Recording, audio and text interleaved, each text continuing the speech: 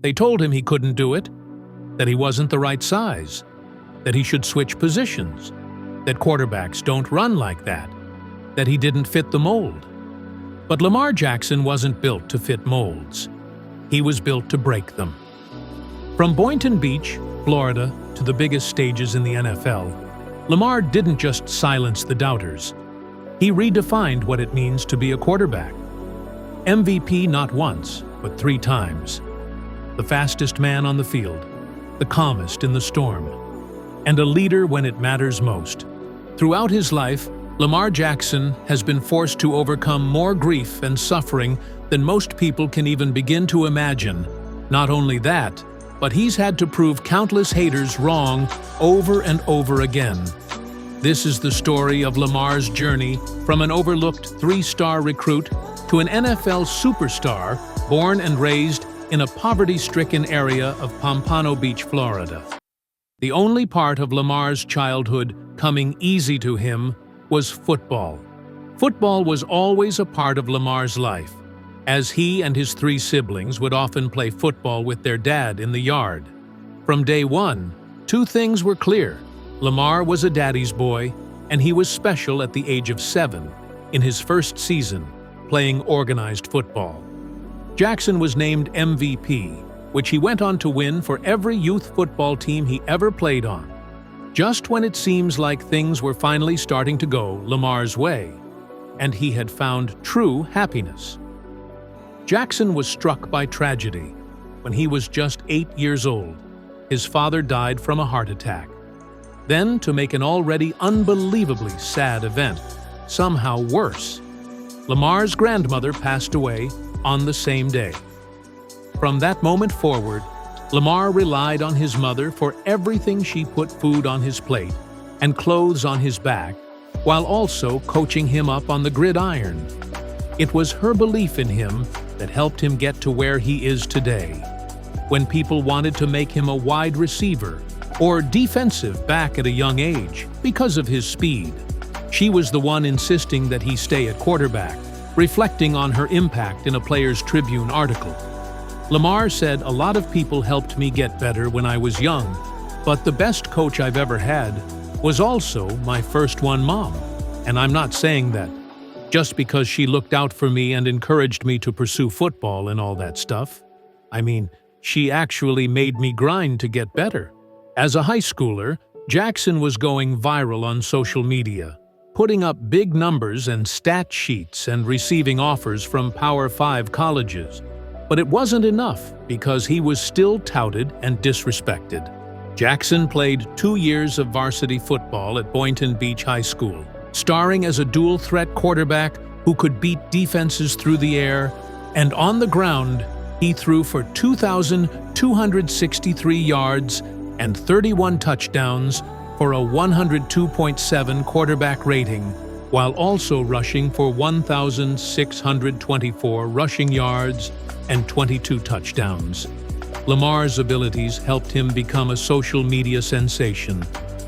On a couple of occasions, one of the highlights still makes its rounds on the internet today, where he scrambles around in the pocket, evades multiple defenders, and takes off down the sideline, before stopping on a dime and letting a defender fly past him as he casually strolls into the end zone. Plays like this looked like they were straight out of a video game, with how easily Lamar toyed with defenses, showing just how special he could be despite the impressive stats and millions of YouTube views. ESPN and 24/7 Sports rated Lamar is only a 3-star recruit, and ESPN had him as just the 80th best player in Florida. These recruiting analysts thought he relied too much on his athleticism, and that this would catch up to him when he was going against bigger and better competition. A handful of big-time schools saw past these ratings and offered him scholarships such as Louisville, Florida, Auburn, and Clemson. For a while, it looked like Lamar was going to stay in his home state and head to the University of Florida. But ultimately, he committed to Louisville. Reportedly, a big selling point for the Cardinals was head coach Bobby Petrino, promising Lamar's mom that her son wouldn't be forced to change positions from the moment he arrived at Louisville, Lamar was determined to show those recruiters that they were wrong, and his game would translate to the next level. And Coach Petrino almost immediately gave Jackson the opportunity to do so. As a freshman, Lamar played in 12 games, starting in 8 of them, which is uncommon for a 3-star QB recruit to do at a Power 5 school. Jackson made the most of it, demonstrating that his elite athleticism was far from exaggerated. He threw for 1,840 yards and 12 touchdowns, while also running for 960 yards. And 11 touchdowns is 960 rushing yards, set a school record for the most by a QB in one season heading into his sophomore season. Lamar had plenty of confidence, and it was obvious from Game 1 that this was going to be a season to remember. And the season opener against UNC Charlotte, he set a school record for total touchdowns in a game with 8 scoring, all 8 of them in the first half. It was just the beginning as Jackson went on an absolute tear. The rest of the year, he finished the season with 3,543 passing yards, 30 passing touchdowns, 1,571 rushing yards, and 21 rushing touchdowns. That's over 5,000 total yards and 50 touchdowns. Thanks to these video game-like numbers and numerous SportsCenter top 10 appearances, Lamar won the Heisman Trophy College Football most prestigious award.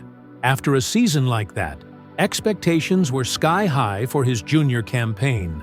And with the pressure on Jackson did not disappoint, he broke the 5,000-yard milestone again with 3,660 passing and 1,601 rushing yards, while adding in 27 passing and 18 rushing touchdowns.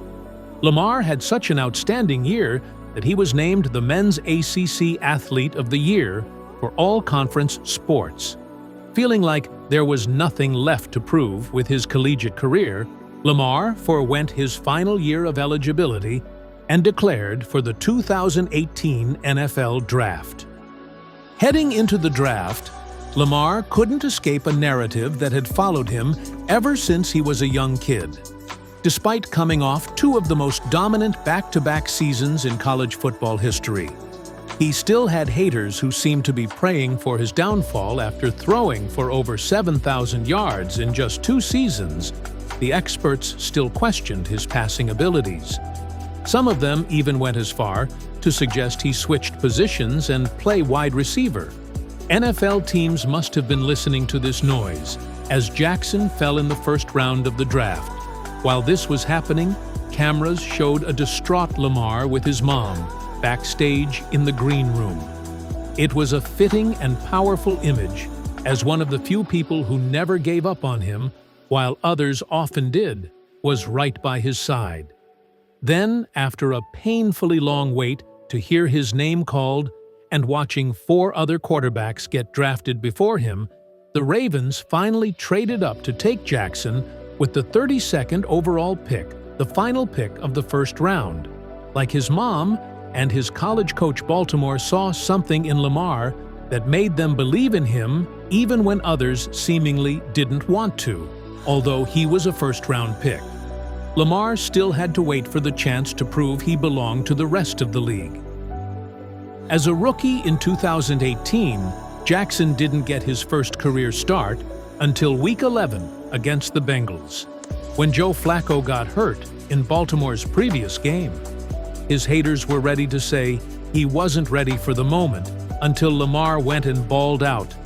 He led the Ravens to a win over their division rival while throwing for 150 yards and rushing for 117, a franchise record for a quarterback in a single game. After this, Jackson never looked back, leading his squad to 6 wins in 7 games to end the regular season and clinch a playoff spot. Even though he only started 7 games, Lamar still led the league in quarterback rushing yards with 695, while the Ravens fell in a wild card game to the Chargers in a tight 23-17 contest. Jackson became the youngest quarterback in NFL history to start a playoff game and had officially put the league on notice, having shown flashes of brilliance as a rookie. 2019 was Lamar's year to show what he was fully made of, and that his less than half a season was more than a fluke. The Ravens also had a full off-season to design a new system specifically for Jackson, who could not possibly have a more different playing style from Joe Flacco.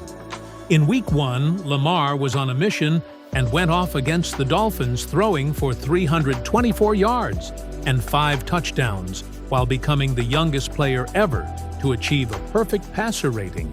He followed up that historic performance with another one against the Cardinals in Week 2 by becoming the first player in league history to pass for more than 250 yards and rush for 120 yards in a single game.